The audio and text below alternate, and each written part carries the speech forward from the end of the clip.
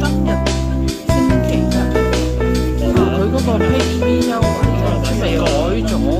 可能係星期四先有喎，所以我唔使特登買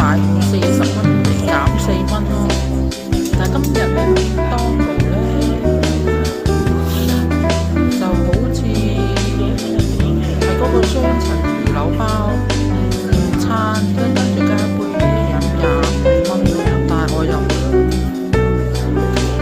覺得其實嗰個包25蚊就好似貴啲咯，所以我就冇食今日嗰個麥當勞餐啊。嗰杯汽水我飲唔飲都得噶嘛。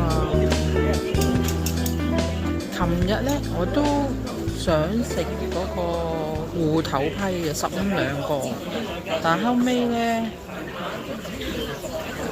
都冇買啊，因